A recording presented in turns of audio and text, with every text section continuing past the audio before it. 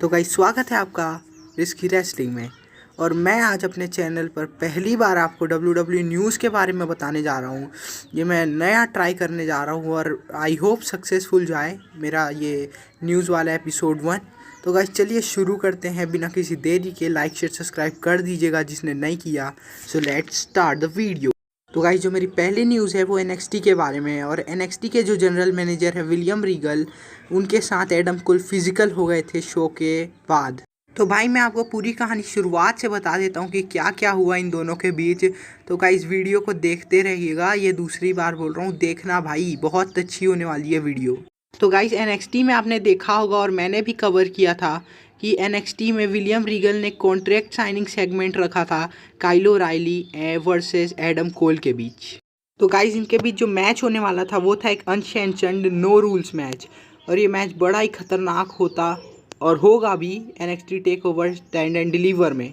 तो फिर William Regal ने कहा था कि आप लोगों के साथ कुछ भी हो सकता है और उसका जिम्मेदार NXT WWE कोई नहीं होगा, उसके जिम्मेदार आप खुद होगे। और NXT कुछ टेक्निकल प्रॉब्लम्स की वजह से जल्दी से ख़त्म हो गया। तो भाई उसके बाद क्या हुआ मैं आपको वो बता देता हूँ। जो काइल ओराइली थे वो रिंग में आते हैं और कहते हैं कि एडम कोल चलो आज ही से ख़त्म करते हैं, आ जाओ बाहर मुझसे लड़ने के लिए। एडम कोल अपने आप को रोक नहीं पाते हैं और वो चले जाते हैं रिंग के अंदर। रिंग के अंदर जाते नहीं हैं, वो रैप पे ही आते हैं। तभी बॉडीगार्ड सिक्योरिटी उन्हें रोकने लगती है। एडम कोल कुछ सिक्योरिटीज़ गार्ड पर भी हमला कर देते हैं और जब विलियम रीगल उन्हें रोकने की कोशिश करते हैं तो वो विलियम रीगल को भी धक्का मार देते हैं अपने राइट हैंड से।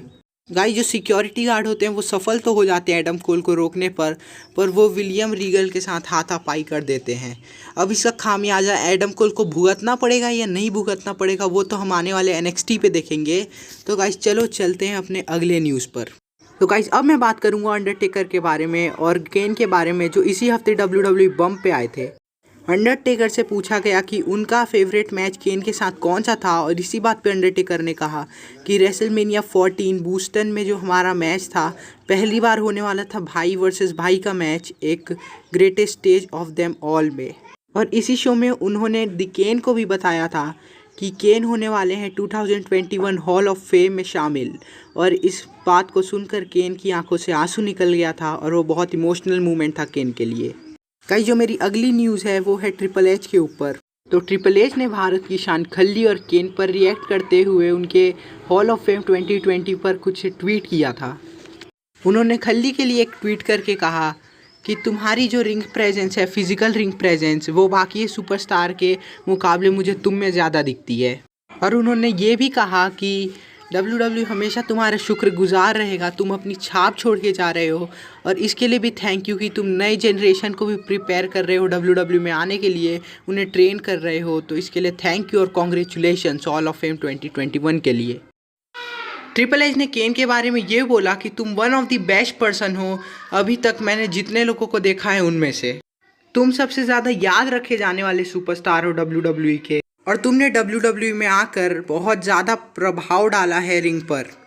तो गाइज ऐसे रिएक्ट करते हुए ट्रिपल एच ने कॉन्ग्रेचुलेट किया खल्ली और केन को। और ये कोई छोटी बात नहीं है, इतने साल मेहनत करके अब हॉल ऑफ फेम मिलना बहुत बड़ी बात है हमारे भारत के शान दी ग्रेट खल्ली और केन के लिए।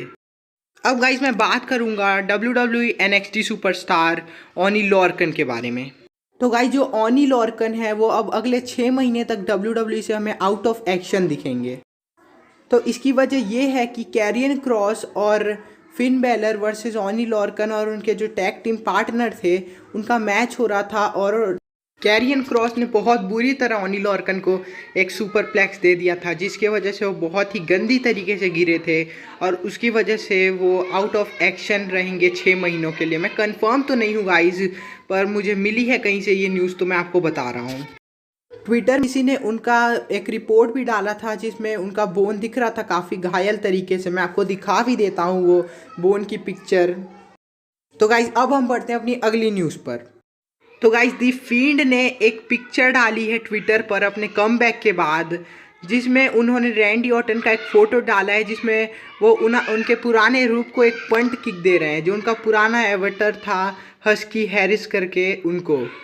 गाइज उस ट्वीट पर उन्होंने जोकर का एक कोट डाला और लिखा कि किसी दिन तुम्हें कोई इतनी बुरी तरीके से तोड़ेगा कि उसके बाद तुम बन जाओगे अनब्रेकेबल।